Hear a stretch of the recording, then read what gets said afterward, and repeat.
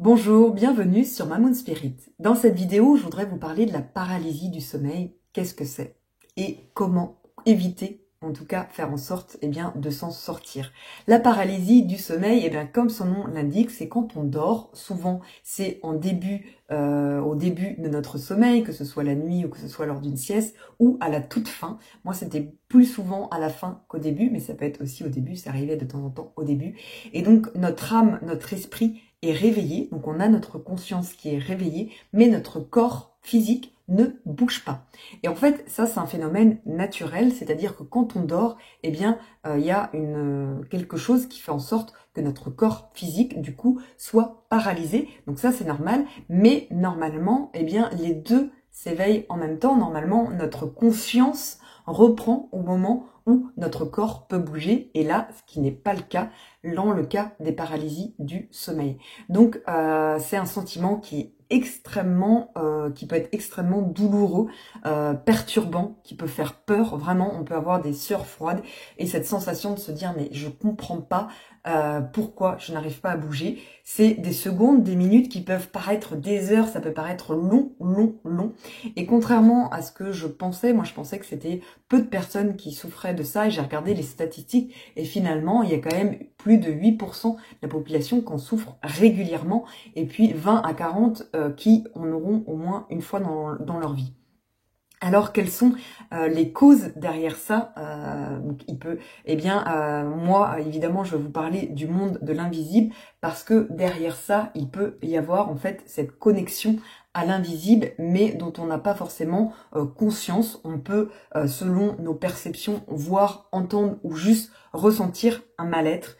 On est dans un autre monde, en fait, on est dans une autre réalité. La nuit, en fait, on fait des voyages régulièrement dans nos rêves. Nos rêves, c'est des voyages. Et bien là, on est entre deux mondes, et donc on est face à une réalité qui n'est pas physique. Dans la réalité physique, on peut être connecté, c'est-à-dire moi je me souviens plusieurs paralysies du sommeil où j'entendais ce qui se passait dans la pièce, voire même dans la pièce d'à côté, parce qu'en fait justement nos perceptions sont élargies, et donc on peut encore plus, même des personnes qui sont pas spirituelles, qui sont pas sujets justement, qui n'ont pas forcément développé ces sens-là, peuvent avoir beaucoup plus de perceptions à ce niveau-là, parce qu'en fait justement notre physique est éteint, est paralysé, et donc du coup tout le reste est exacerbé. Et donc ça peut être, il y en a certains qui ont même ce sentiment d'être écrasés, d'être étouffés. Enfin, on peut vraiment avoir extrêmement peur, parce qu'en fait, du coup, quand il s'agit de cette paralysie du sommeil, notre état intérieur, notre monde intérieur est mis à nu. Et du coup, si on a des peurs, si on a des angoisses, en général, c'est là que ça va ressurgir. Et puis, les entités un peu néfastes, c'est là qu'elles vont tenter en fait de voir d'agir et d'interagir avec nous, et de peut-être rigoler, voire même de nous nuire. Je me souviens d'épisodes de choses qu'on a essayé de me mettre dans les oreilles, etc. Alors j'avais tout essayé. Il y en a beaucoup qui préconisent de prier, et c'est vrai que ça marche la prière, mais c'est plutôt une béquille, c'est-à-dire c'est le truc à faire, je dirais, en tentative pour moi, en dernier. Enfin, je veux dire, de prier dans la gratitude, ok, mais je trouve personnellement que ce qui marche le mieux, c'est de se souvenir en fait qu'on est un être souverain, qu'on est une âme puissante, et qu'on a une lumière infinie. Et du coup, pour se souvenir de ça, c'est de penser à quelque chose ou à quelqu'un qui nous met en joie, quelqu'un qu'on aime, quelqu'un qui nous connecte à un amour, un souvenir ou un souhait, un rêve en fait. Et c'est ça qui est pas évident, je vous l'accorde, parce que quand on est comme ça dans une paralysie où on se sent pas bien, d'aller connecter un truc positif, c'est tout un chemin, et c'est pas le truc idéal. Mais plus on va le faire, plus on va se dire ok, maintenant je sais ce qui se passe, c'est juste une paralysie du sommeil, moi je suis plus puissante que ça, mon âme elle est reliée d'une corde à mon corps physique, donc personne ne peut venir m'intruser, et du coup je rayonne ma lumière, je pense à la joie, etc. Et bien sûr, dans l'idéal, c'est de ne plus avoir d'épisodes comme ça. Moi j'ai réussi, ça fait quasiment 1 an je crois que j'en ai pas eu. Qu'est-ce que j'ai fait?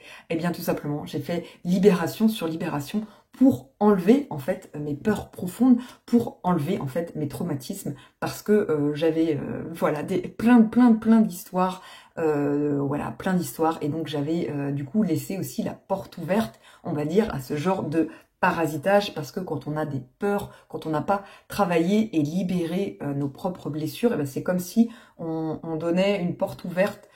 Quelque part, ils nous rendent service, entre guillemets, en venant nous faire peur. C'est qu'ils disent, attention, là, il y a un truc qui est pas réglé. Donc, plus on va mettre de la conscience dans tout ça, plus on va se libérer soi-même, moins on aura affaire à des épisodes comme ça compliqués. Alors, il y en a aussi qui arrivent à transformer la paralysie du sommeil en sortie astrale et à faire que ce soit du coup un rêve lucide aussi, c'est-à-dire un rêve où on sait qu'on rêve, où on est conscient, mais un rêve, pas un cauchemar lucide, parce que là c'est plutôt un cauchemar lucide, où on a notre conscience, mais quelque chose de compliqué, de dangereux, et donc à transformer la chose pour que ce soit agréable. Donc ça c'est aussi vraiment possible de se concentrer et de se dire en fait dans cette réalité-là, eh bien nos pensées vont se manifester, et donc forcément, si on reste concentré sur la peur, sur se dire tiens il y a telle et telle entité, eh bien c'est sûr qu'elles vont se matérialiser en fait autour de nous et être réellement présentes. Et donc à l'inverse, si on se concentre sur notre joie, notre lumière, et si on fait après aussi les libérations nécessaires pour se libérer, et bien du coup on peut retrouver un sommeil beaucoup plus serein et ne plus faire d'épisodes. En tout cas, c'est ce que je vous souhaite. Et prenez soin de vous. À bientôt.